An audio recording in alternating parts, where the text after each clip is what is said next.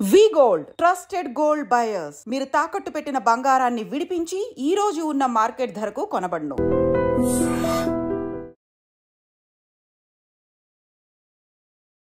Hi hello నమస్తే welcome back to iDream media. ఈరోజు మనతో ఉన్నారు హైకోర్టు అడ్వకేట్ అలాగే ఇమిగ్రేషన్ లాయర్ అయిన పృథ్వీ గారు. ముఖ్యంగా H1Bలో I-140 రూల్ అనే దాని గురించి తెలుసుకుందాం. ఇది ఎవరికి వర్తిస్తుంది, ఎవరు దీంతో యూటిలైజ్ చేసుకోవాల్సి ఉంటుంది అనేది. Hi sir. హాయ్ సార్, H1Bలో I-140 రూల్ ఇది ఎవరి కోసం క్రియేట్ చేయడం జరిగింది? ఈ రూల్తో ఎటువంటి పనులు అవుతాయి? ఈ రూల్ ఎవరు తెలుసుకోవాలి ముఖ్యంగా? I-140 ఈ అప్లికేషన్ ఏదైతే ఉందో ఇప్పుడు మనం ఇంట్రడ్యూస్ చేసేటప్పుడు గవర్నమెంట్కి మన లేబర్ రెగ్యులేషన్స్ ఇంట్రడ్యూస్ చేసేటప్పుడు ఎంప్లాయర్కి ఎంప్లాయీ రిలేషన్షిప్ అంటే ఇట్స్ లైక్ రికమెండేషన్ లెటర్ అని చెప్పచ్చు, రెఫరెన్స్ లెటర్ అని చెప్పచ్చు. ఎంప్లాయర్ ఇతని ఎంప్లాయీ నా దగ్గరే పనిచేస్తున్నాడు అని చెప్పేసి కొన్ని డాక్యుమెంటేషన్స్ తను ఓత్ తోటి ఇచ్చేటువంటి డాక్యుమెంటేషనే I-140. దీనివల్ల ఏంటంటే ఈ సెక్టర్లో వాడు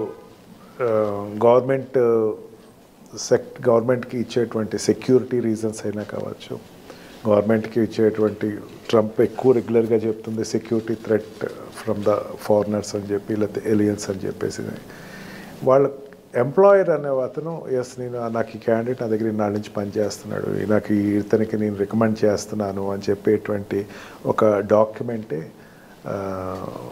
మనం ఇప్పుడు మాట్లాడుకుంటుంది.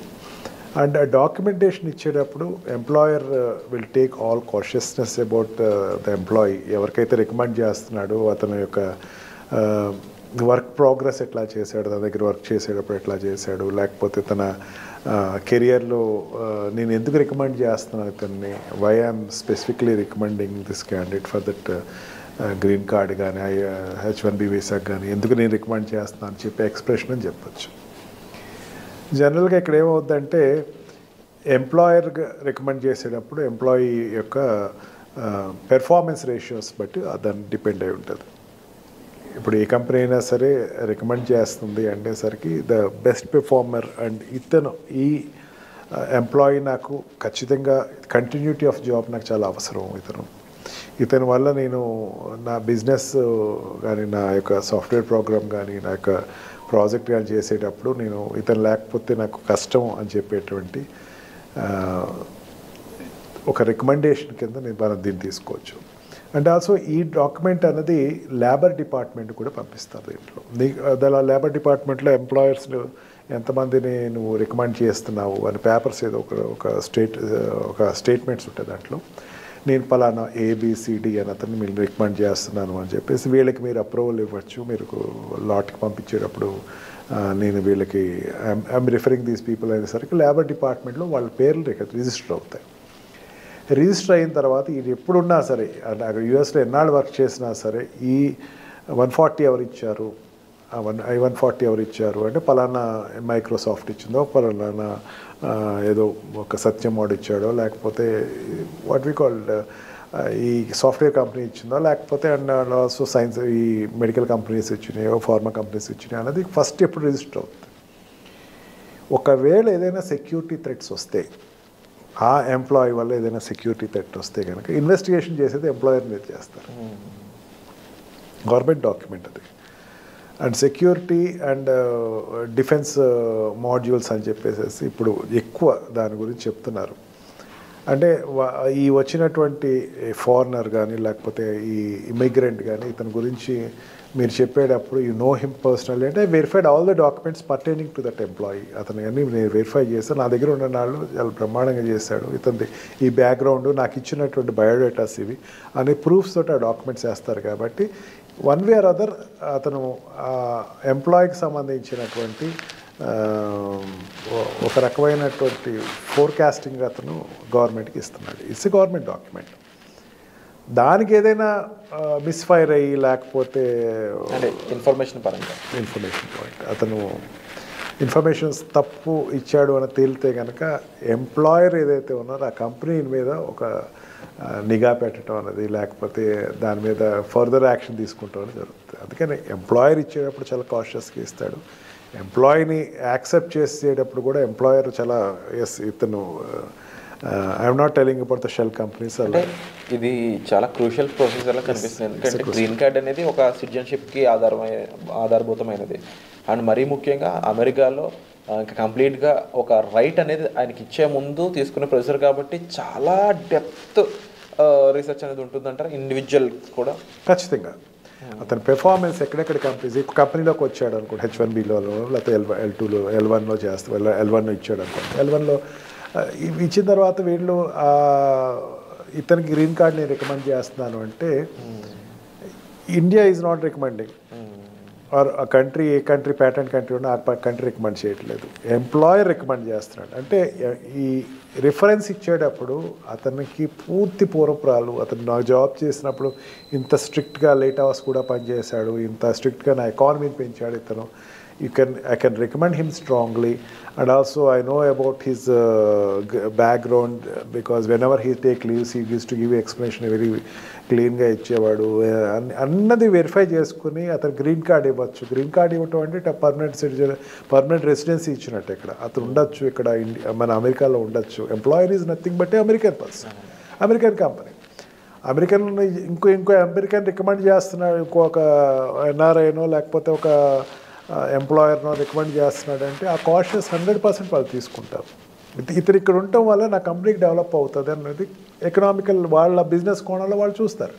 ఇవన్నీ చూసి ఒక గ్రీన్ కార్డ్కి అప్లై చేసేటప్పుడు కంపెనీ ఇస్తుంది. అన్లెస్ వాడు స్టాండర్డ్గా పనిచేసినటువంటి కొత్తగా వచ్చిన ఎంప్లాయీకి అయితే ఇవ్వదు ఎంప్లాయర్. అందుకే స్టాండర్డ్గా తన దగ్గర పనిచేసే వాళ్ళకి అతని పెర్ఫార్మెన్స్ చూసుకుని అతని యొక్క రేషియోస్ చూసుకుని వాళ్ళు రికమెండ్ చేయడం జరుగుతుంది. దాన్ని బట్టి గ్రీన్ కార్డ్ లాట్కి వెళ్తాడు. గ్రీన్ కార్డ్ లాట్కి వెళ్ళాడంటే రెఫరల్ ఎవరు ఇచ్చారు, పలానా వాళ్ళు ఇచ్చారు. రేపొద్దున ఏదైనా సరే అక్కడ 9/11 చాలా ఎక్కువ దుడుస్తారు. ఎప్పుడు రాకూడనేటువంటి దౌర్భాగ్యం కంట్రీకి వచ్చిందని ఫీల్ అవుతూ ఉంటారు. అందుకని ఏంటంటే ఈ డాక్యుమెంటేషన్ అనేది చాలా స్ట్రిక్ట్ చేస్తారు. తర్వాత నుంచి ట్విన్ టవర్స్ ఇష్యూస్ దగ్గర నుంచి బాగా స్ట్రిక్ట్ చేయడం జరుగుతుంది. అందుకని ప్రతి డాక్యుమెంటేషన్ ఇండియన్స్ ఇంకొంచెం ఎక్కువ కాషియస్గా ఉండాలంటారు. డెఫినెట్గా కాషియస్గా ఉండాలి. మన ఎంప్లాయర్ మనల్ని రికమెండ్ చేసి గ్రీన్ కార్డ్ కోసం అప్లై చేస్తున్నాడు అనేసరికి we must be very much what you call trust believer to our company. Submitting of documents ఏ విధంగా ఉంటుంది సార్ ఇందులో? ఏది డాక్యుమెంట్స్ సబ్మిట్ చేయాల్సిన అవసరం ఏమైనా ఉంటుందా, ఏముంటుందంటే ఒక లాట్కి వెళ్ళిన తర్వాత మనం చేయాల్సింది ఏమీ ఉండదు. ప్రతిదీ employer will take the care.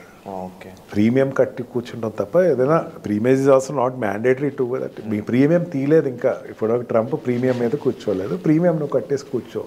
But observe చేస్తూ ఉండు, నీ ఎంప్లాయర్ ఏమైనా ఇన్ టైంలో పంపిస్తాడు. వాట్ ఎవర్ ద డాక్యుమెంట్, నువ్వు పనిచేసిన డాక్యుమెంట్స్ అన్నీ నువ్వు గ్యాదర్ చేసి ఎంప్లాయర్కి ఇస్తే ఎంప్లాయర్ ఏం చేస్తాడు, గ్రీన్ కార్డ్కి లాట్కి పంపిస్తాడు. ఒక్కసారి నువ్వు లాట్కి నీ తరపున వాడు వెళ్ళిందంటే పూర్తి రెస్పాన్సిబిలిటీ ఎంప్లాయర్ తీసుకుంటాడని చెప్పచ్చు. మోస్ట్లీ ఎంప్లాయర్ ఇక్కడ ఎక్కువ చాలా మేజర్ రూల్ అది. తర్వాత వాడు అకౌంటెంట్కి, వాళ్ళ చార్ట్ అకౌంటెంట్స్కి అండ్ ఆల్సో లా అడ్వకేట్ని డిప్లాయ్ చేసుకుంటారు. అడ్వకేట్స్ ద్వారా ప్రాసెస్ చేస్తారు, కన్సల్టెంట్స్ ఉంటే దాన్ని ప్రాసెస్ చేస్తారు. Anything which they have to complete June లోపల అన్ని ఏదైనా డాక్యుమెంటేషన్స్ అన్నీ కంప్లీట్ చేసేసుకుంటారు. And whatever the stuff which is their behalf of the employee అంతా కూడా వాళ్ళు డాక్యుమెంటేషన్ చేసుకుంటారు. అందుకని ఎంప్లాయర్ తోటి ఎప్పుడు కూడా రిలేషన్ బాండ్ అనేది పర్ఫెక్ట్గా ఉండాలి. Even when we say that నాకు కొంచెం స్ట్రెస్ ఫీల్ ఉందండి, నాకు లీవ్ కావాలండి అంటే ఇచ్చేస్తాడు వాడు. ఇండియాలో లాగా లేదు నువ్వు ఇది వర్క్ కంప్లీట్ చేసేసి వెళ్ళాను, ఆడే చెప్తాడు నాకు స్ట్రెస్ ఉంది సార్, కొంచెం పీర్ ప్రెషర్ ఉందంటే ఒక 1 వీక్ లీవ్ తీసుకున్నా, గో అవుట్ సైడ్ 1 మంత్ తీసుకో, అది ఇండియాకి వెళ్ళిరా ఒకసారి, కొంచెం రిలాక్స్ అయ్యిరా. ఎందుకంటే ప్రెషర్ ఎక్కువ ఉంటుంది ఎంప్లాయీస్కి, చాలా ప్రెషర్, కాంపిటీషన్ ఉంది ఇప్పుడు, అందుకని ప్రెషర్ చాలా ఎక్కువ ఉంది. ఈ ప్రెషర్లో ఏంటంటే నాకు కొంచెం I'm feeling little bonded and burden అంటే please take leave, we can postpone your schedules and we can get it అంటే చాలా ఈజీగా కూల్గా చెప్తాడు. దే విల్ అబ్జర్వ్, క్లయింట్ తోటి వాటి మాట్లాడేటప్పుడు వెరిఫై చేసుకుంటూ ఉంటారు.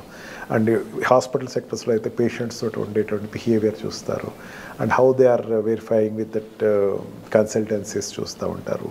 ఇవన్నీ వెరిఫై చేసుకుంటూ ఉంటాడు ఎంప్లాయర్ అనేవాడు. నిజంగా ఇండియాలో ఈ సిస్టమ్ కనుక ఇంట్రడ్యూస్ అయితే కనుక అద్భుతం అని చెప్పచ్చు.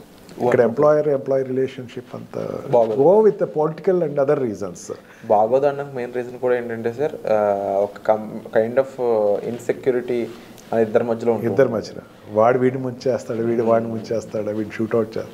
యుఎస్లో అట్లా ఉండదు. దే విల్ గివ్ కానీ ఒకటి మన దే విల్ ఆఫర్ కాఫీ అంటారు.